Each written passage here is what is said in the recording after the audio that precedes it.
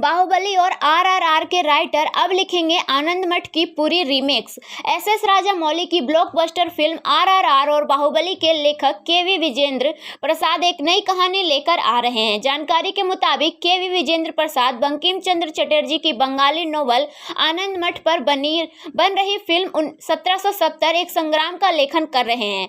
आज यानी 8 अप्रैल को भारत के प्रसिद्ध उपन्यासकार बंकिम चंद्र चटर्जी का 128वां पुण्यतिथि है। इस विशेष दिन पर फिल्म निर्माता राम कमल मुखर्जी और स्टूडियोज के प्रमुख लोग इस बारे में चर्चा कर रहे हैं कि इस प्रोजेक्ट के बारे में बात करते हुए केवी विजेंद्र प्रसाद ने बताया कि जब सुजॉय ने आनंद मठ के लिए मुझे अप्रोच किया तो मैं थोड़ा अनिश्चित था, क्योंकि मैंने कई साल पहले नॉवल पढ़ा है और सच कहूँ तो मुझे नहीं लगता कि आज की पीढ़ी इस विषय से जुड़ पाएगी।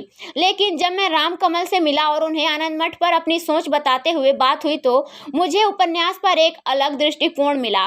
उनके हिसाब से ये कहानी लोगों से कनेक्ट होने वाली दिखाई पड़ रही थी। कुछ मीटिंग्स के बाद अब मैं इस विषय पर पूरी तरह से नए दृष्टिकोण के साथ काम करने के लिए उत्साहित हूँ। आनंद मठ के जादू को फिर से लोगों के सामने रखना मेरे लिए एक बहुत ही बड़ा चैलेंज होगा। साथ काम किया है और उनके साथ एक दो और प्रोजेक्ट पर भी काम किया है। जब राम कमल ने 1770 एक संग्राम के लिए मुझे संपर्क किया तो मैंने तुरंत विजेंद्र सर के बारे में सोचा। मुझे खुशी है कि हमारे पास शैलेंद्र कुमार और सूरज शर्मा जैसे युवा निर्माता हैं जो मानते हैं कि फिल्म के लिए सबसे जरूरी पटकथा होती है। एक बार जब हम अपनी पटकथा के साथ तैयार हो जाते हैं तब हमें फिल्म के स्टार कास्ट के बारे में सोचना चाहिए।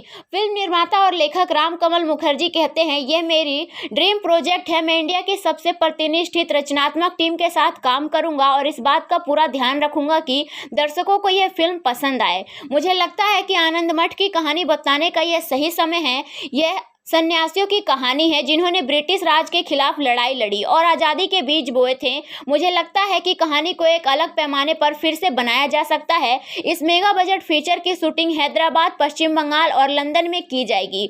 1770 में स्थापित यह कहानी उस समय के सन्यासियों द्वारा किए गए विद्रोह को दिखाई जाएगी जो ब्रिटिश ईस्ट इंडिया कंपनी के खिलाफ की गई थी। इस नोवेल की खास बात यह भी है कि भारत का राष्ट्रीय गीत वंदे मातरम पहली बार आनंद मठ में प्रकाशित हुआ था। इस साल मई के आखिर में फिल्म का पहला टीजर और पोस्टर जारी किया जाएगा। इस बारे में आज जानकारी देते हुए राम कमल कहते हैं कि हम इस साल अक्टूबर में शूटिंग की उम्मीद कर रहे हैं। इस फिल्म को लेकर